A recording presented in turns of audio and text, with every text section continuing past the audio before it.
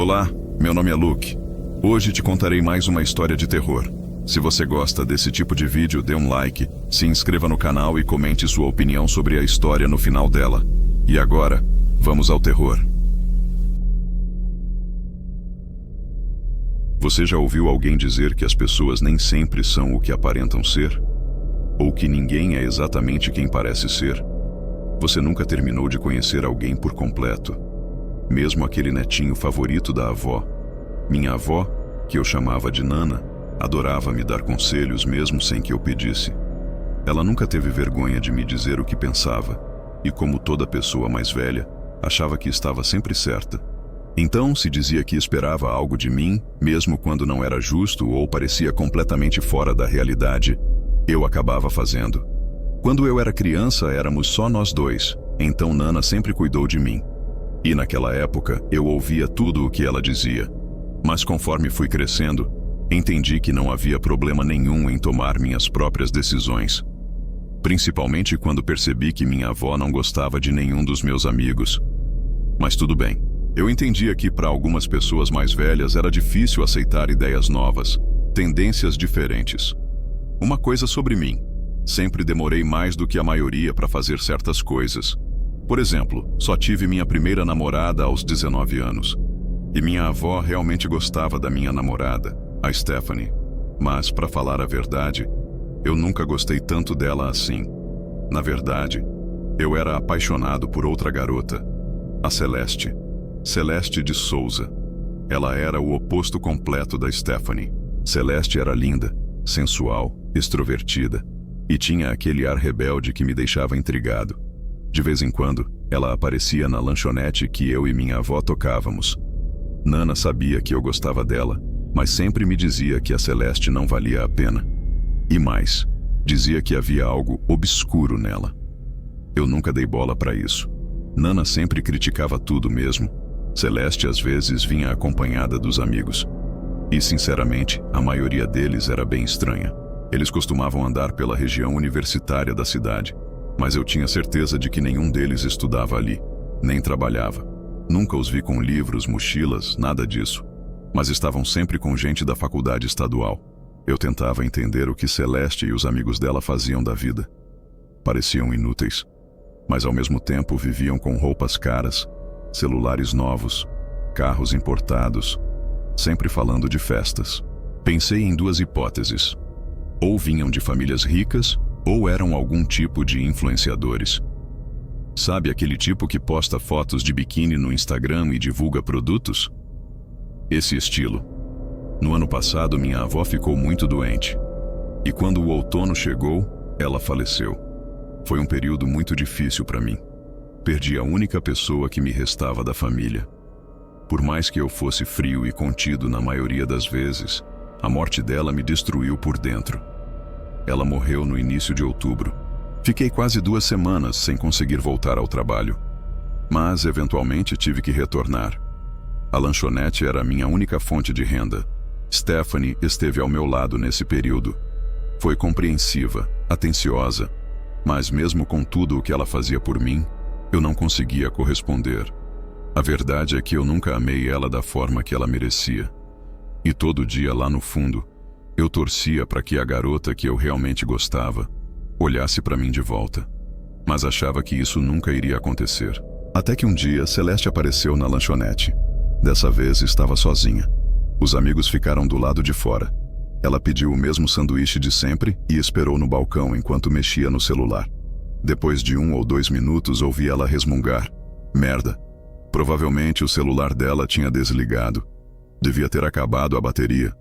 Apesar de não conhecer a Celeste muito bem, sempre imaginei que ela fosse do tipo que não aguentava ficar parada. Precisava estar sempre em movimento, falando com alguém, fazendo algo. Às vezes, puxava conversa comigo, mas nunca dava em nada. Sempre acabava num silêncio desconfortável. Culpa minha também, mas dessa vez foi diferente. Quando ela percebeu que a lanchonete tinha ficado fechada por semanas, perguntou o motivo. Expliquei que minha avó tinha falecido. Ela arregalou os olhos. Nunca tinha visto aquela expressão no rosto dela. Disse que sentia muito e começou a me fazer perguntas sobre minha vida. Me pegou de surpresa porque parecia genuinamente interessada. Nunca a tinha visto agindo daquele jeito, gentil, sensível. Enquanto falávamos sobre a morte da minha avó, ela ficou ainda mais pé no chão. Até segurou minha mão no meio da conversa e me perguntou se eu estava solteiro. Naquele momento, decidi ser sincero. Finalmente eu tinha uma chance com a garota que sempre desejei. Disse que sim. Ela então perguntou se eu tinha planos para o Halloween e me convidou para uma festa. Perguntei onde seria. Ela respondeu apenas: "Não se preocupa, eu te busco na lanchonete e levo você." Claro que aceitei. Mais tarde naquele dia, terminei com a Stephanie. Ela não entendeu o motivo, mas foi honesto. Disse que estava começando a me envolver com a Celeste. Foi aí que Stephanie disse algo estranho, que mesmo se a gente terminasse, ela nunca apoiaria esse relacionamento. Disse que Celeste e os amigos viviam indo à faculdade conversar com alunos solitários, e que isso era esquisito, já que nenhum deles estudava lá. Ela achava que estavam envolvidos com drogas ou algo ainda pior. Mas a verdade, eu não me importava. Celeste era linda, e eu só queria algo diferente. Disse para Stephanie ir embora e não respondi mais às mensagens dela. 2 dias depois, chegou o Halloween. Eu estava animado. Ao mesmo tempo, cheio de dúvidas sobre essa tal festa. Celeste dizia que era surpresa. Não me dava muitos detalhes. Só disse que eu precisava estar pronto às 4 da tarde. Às 16 horas, ela apareceu na lanchonete como prometido. Estava deslumbrante. Vestia um vestido de couro preto que destacava ainda mais sua beleza. Ela me mandou entrar no carro. Era um carro que eu nunca tinha visto com ela antes. Dentro havia outras pessoas. Reconheci alguns como amigos dela. Todos também vestiam roupas de couro pretas. Havia um outro cara no banco de trás. Ele parecia deslocado, mas normal. Era o único que me cumprimentou. Além de mim, ele e a Celeste, havia mais uma garota e um cara dirigindo. A vibe dentro do carro era esquisita. Algumas pessoas estavam trocando mensagens e de vez em quando olhavam para mim. Me senti um pouco constrangido, como se estivessem falando de mim. Eles conversavam entre si, mas nem eu nem o outro cara éramos incluídos. Enquanto eu observava Celeste e os amigos, percebi que todos usavam algo que mais parecia uniforme. De couro. Eram roupas provocantes. Quase como se estivessem indo a uma festa BDSM. Tentando quebrar o silêncio, perguntei: "Essas são suas fantasias de Halloween?" Alguns riram, inclusive a Celeste. "Ah, você pode chamar de nossos uniformes." Ela respondeu. Depois disso, os amigos riram ainda mais. Eu e o outro cara apenas nos entreolhamos, sem entender. "Uniformes, é? Que tipo de trabalho vocês fazem?" Ele perguntou. A amiga da Celeste, que estava sentada ao lado dele e parecia ser sua namorada, respondeu: "Às vezes temos que aparecer na frente das câmeras. Apresentamos umas coisas para o nosso público." "O público de vocês? Tipo, que tipo de produto vocês mostram?" Ele perguntou de novo. A amiga estava prestes a responder, mas Celeste a interrompeu. "Você vai descobrir hoje à noite. A gente vai fazer uma transmissão ao vivo." Silêncio total. Eu nem tinha percebido, mas estávamos deixando a cidade.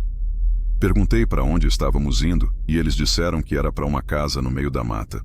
Lembro de ter comentado que parecia meio longe demais para uma festa, e o cara que estava dirigindo respondeu que quanto mais longe, melhor, porque aí ninguém ia incomodar se a gente fizesse muito barulho. Não que eu tivesse ido a muitas festas na vida, mas eu estava empolgado.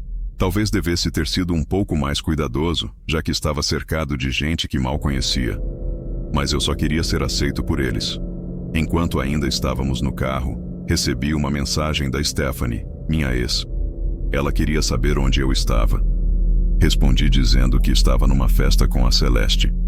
Ela me respondeu logo depois, bem preocupada, perguntando onde exatamente era essa festa. Eu simplesmente ignorei. Alguns minutos depois, chegamos ao lugar. Era uma casa linda no meio do nada. Fui o primeiro a sair do carro e aproveitei para tirar uma foto da frente da casa. Enviei a foto para Stephanie e disse que ia passar o resto da noite ali. Também falei para ela não se preocupar. Afinal, não estávamos mais juntos. Seguimos em direção à casa, onde de fato estava rolando uma festa. Devia ter umas 20 pessoas, talvez um pouco mais. Todos eram jovens, mas Havia algo de muito estranho em todos eles. O jeito como falavam, como se comportavam. Supus que talvez já tivessem bebido demais. A casa em si era bem esquisita. Para estar enfiada no meio da mata, não era nada do que eu esperava. Muito moderna, com um estilo minimalista. E o som estava absurdamente alto, tão alto que era impossível ouvir o que as pessoas diziam. Celeste me deixou sozinho por um instante e foi conversar com os 2 amigos que vieram com a gente no carro. Eles se juntaram a outro cara, também vestido de couro. Tentei prestar atenção no que estavam falando, mas fui interrompido pelo outro cara que estava no carro conosco. Ele perguntou meu nome, nos apresentamos, e então ele me perguntou se eu estava saindo com a Celeste. Expliquei que, na real, era a primeira vez que a gente saía. Ela tinha me convidado. O nome dele era Clark. Disse que para ele também era a primeira vez com a Bianca, a amiga da Celeste, aquela que estava sentada ao lado dele no carro. Perguntei como eles se conheceram. Ele respondeu que geralmente consertava o carro dela. Era mecânico autônomo. Conforme ia conversando com Clark, fui descobrindo que ele morava sozinho. Algo começou a me incomodar. As palavras da minha avó passaram pela minha cabeça. Eu confiava muito fácil nas pessoas. Peguei o celular e mandei uma mensagem para Stephanie. Você estava certa. Acho que tem algo errado com a Celeste.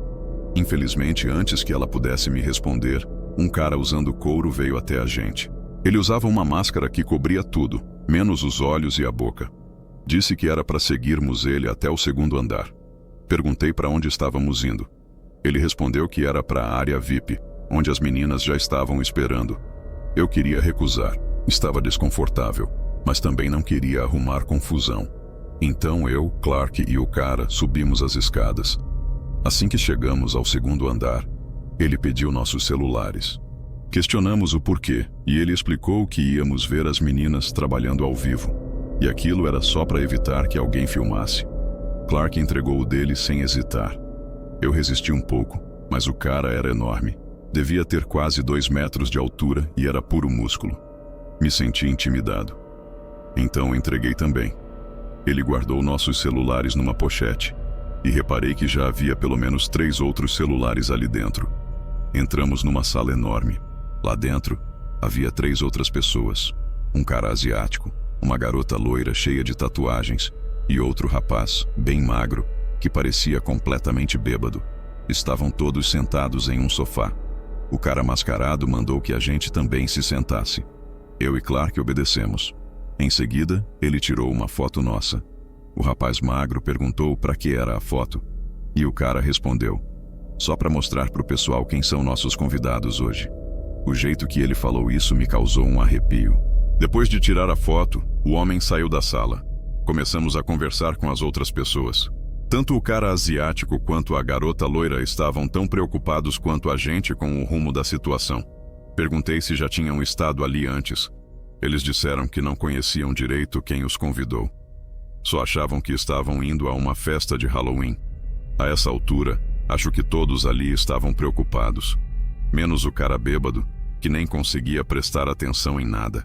Na sala não havia mais nada além do sofá, uma janela e 2 portas. Fomos até as portas. Tentamos abri-las, mas ambas estavam trancadas. Até mesmo a porta por onde havíamos entrado. O clima ficou tenso. A loira começou a chorar. Clark apontou algo que nos assustou ainda mais. Havia 2 câmeras no alto das paredes da sala, altas demais para alcançar. O cara asiático começou a falar com as câmeras. Por que estão nos vigiando? Por favor, deixem a gente sair. Ninguém respondeu. Era como se quisessem nos ver enlouquecer. Depois de uns 30 minutos, 2 pessoas entraram na sala. Eu reconheci os 2, mesmo com máscaras. Um deles era a Celeste. O outro, o cara que tinha dirigido o carro até ali. Celeste chamou o rapaz bêbado, Jackson, e mandou que ele a acompanhasse. Começamos a questionar. Por que estamos aqui? Por que estão gravando isso? Mas o outro homem simplesmente ignorou tudo. Jackson foi com ele sem resistência. Tentamos convencê-lo a não ir, mas ele não nos ouviu. Cheguei a me levantar para tentar impedi-los, mas o homem mostrou uma arma de choque, um taser. Recuamos. Ele pegou umas chaves e abriu uma das portas da sala, não a mesma por onde entramos. Saíram com Jackson por ela. Logo depois, Bianca também entrou. Estava de máscara. Trouxe um notebook e colocou no chão, bem na nossa frente. Nenhum de nós falou com ela. Estávamos paralisados de medo. Ela saiu sem dizer nada. O notebook estava ligado e transmitia algo ao vivo. Conseguíamos ver Jackson e Celeste. Ou seja, víamos uma outra sala. O homem com o taser não estava à vista. Mas alguns minutos depois, ele apareceu. Não estava sozinho. Carregava alguma coisa nas mãos. Uma corrente pesada. Você pode imaginar que fosse um cachorro gigante ou algum outro animal. Mas não. Foi difícil entender o que era no começo. A criatura estava curvada, cabeça baixa, com os cabelos longos cobrindo o rosto, mas aos poucos vimos o que realmente era. Um humano, ou algo quase humano. Tinha o corpo e o rosto deformados, extremamente mutado. A boca era enorme, desproporcional. Parecia mais a boca de uma piranha do que a de uma pessoa. Dentes pontiagudos e desalinhados. Os braços e pernas eram compridos demais, fora de proporção. O rosto era alongado. Tudo nele parecia errado. Vestia uma roupa velha, esfarrapada. E por mais horrível que fosse, por um momento, eu senti pena daquela coisa. Mas então, tudo mudou em questão de segundos. O homem soltou a corrente e a criatura foi direto em direção ao Jackson. Ele estava fraco demais, bêbado demais para tentar se defender. Aquele ser deformado pulou nele e começou a esmagar seus ossos com as próprias mãos. Depois, começou a arrancar a pele dele. Foi demais para a gente. Não conseguimos assistir nem mais um segundo, porque sabíamos que aquilo podia acontecer com a gente também. Peguei o notebook e tentei abrir uma nova aba para pedir ajuda. Mas não funcionava. A transmissão ao vivo continuava ali, sem sair da tela. O cara asiático agarrou o notebook e o jogou no chão com força, tentando quebrar aquilo e parar com aquelas imagens horríveis e os sons ainda piores. Tive uma ideia e peguei o notebook do chão de novo. Joguei contra a janela com toda a força que tinha. Nada, nem trincou. A gente estava desesperado. Parecia que estávamos presos dentro de algum tipo de ritual sádico transmitido em tempo real para sei lá quem. Uns 20 minutos depois de levarem Jackson, aquele brutamontes e a Celeste voltaram para a sala. Dessa vez, chamaram a Kelly, a loira tatuada. Ela estava agarrada ao Clark e ele tentava protegê-la. Todos nós começamos a gritar, dizendo que não deixaríamos levarem ela. O cara puxou do bolso o taser de novo e tentou acertar Clark. Mas antes que conseguisse, eu me joguei no chão, peguei o notebook e acertei a cabeça dele com tudo. O sujeito caiu na hora. Celeste tentou pegar a arma de choque do chão, mas eu fui mais rápido. Agarrei ela, tirei as chaves do bolso dela e entreguei para Clark. Abrimos a porta correndo e descemos as escadas o mais rápido possível. Só que, antes de alcançarmos a saída principal, o mesmo cara que tinha nos levado para o quarto apareceu no corredor tentando nos bloquear. A sorte é que dessa vez a gente estava em maior número e conseguimos escapar. Quer dizer, quase todos. Kelly tropeçou e o homem a agarrou antes que conseguíssemos puxá-la. Foi horrível. Já no primeiro andar, começamos a gritar para as outras pessoas fugirem também, mas a música estava absurdamente alta. Ninguém ouvia nada. Estávamos ficando sem tempo. Os outros mascarados começaram a vir na nossa direção. Corremos para a porta e saímos da casa. Mas do lado de fora veio o desespero. A gente não fazia ideia para onde correr. Se fôssemos para a estrada, eles podiam nos pegar de carro. Se fôssemos para o meio da mata, eles também podiam encontrar a gente. Afinal, aquilo era território deles. Antes que tomássemos uma decisão, os homens mascarados saíram da casa. Estavam armados. Eles acertaram Clark e o cara asiático com o taser. Eu corri com tudo para dentro da floresta. E cara, eu só corria. Corria o mais rápido que conseguia. Ouvia disparos atrás de mim, mas não olhava para trás. Em determinado momento, senti algo atingir meu ombro. Mesmo assim, continuei correndo. Não faço ideia de quanto tempo se passou. Só sei que, eventualmente, o som dos tiros parou. Não ouvi mais vozes, passos, nada. Quando me senti seguro, parei. Olhei ao redor. Ninguém me seguia. Mas também, eu não fazia ideia de onde estavam Clark ou o cara asiático. Comecei a andar em direção à estrada. Devia ter andado uns 20 minutos ou mais. Estava apavorado com a possibilidade de ser encontrado por eles. Mas eu também precisava de ajuda.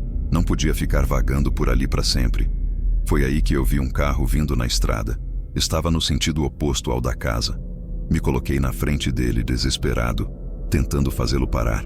Graças a Deus, parou. Quem saiu do carro foram rostos muito familiares. Stephanie, o irmão dela e o pai.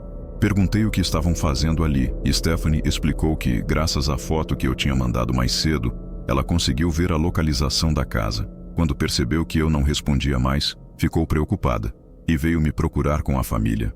Ela apontou que eu estava ferido. Tinha levado um tiro de raspão no ombro. Eles me colocaram no carro e disseram que íamos direto para o hospital. Eu mal consegui ouvir. Apaguei assim que entrei. Quando acordei, já no hospital, estavam a polícia e outras pessoas querendo falar comigo. Fizeram várias perguntas. E eu contei tudo, cada detalhe. Eles pareciam em choque, principalmente quando falei sobre a criatura acorrentada. Os policiais disseram que, de fato, eu tinha sido vítima de algum tipo de tortura transmitida ao vivo. E que eu tive muita, mas muita sorte de escapar. Mas quando foram até a casa, não tinha nada. Estava completamente vazia. Nenhum sinal da criatura, nenhuma câmera, nenhuma gota de sangue, nenhum corpo, nada. No dia seguinte, começaram a surgir várias notícias de desaparecimentos. Só na minha cidade, foram registradas 4 pessoas sumidas e outras 20 nas cidades vizinhas. Quando vi as fotos das 4 pessoas desaparecidas da minha cidade, meu coração parou. Eram exatamente os outros 4 que estavam presos comigo naquele quarto: Clark, Jackson, Kelly e o rapaz asiático. Tudo isso aconteceu no Halloween passado. E, tecnicamente, eu nem deveria estar falando sobre isso. Mas eu sinto que preciso. A gente costuma confiar fácil demais. Ignora os conselhos das pessoas que nos amam só porque elas não dizem o que a gente quer ouvir. Eu ignorei minha avó. Ignorei a Stephanie. E ignorei tudo que me dizia que Celeste era um problema. Não espero que você acredite em mim. Sério mesmo. Mas, se um dia você se aventurar pela Deep Web ou pela Dark Web, talvez encontre essa transmissão. Um último aviso. Não confie nas pessoas tão facilmente. Porque até algo simples como um convite para uma festa de Halloween pode acabar se tornando um pesadelo sangrento.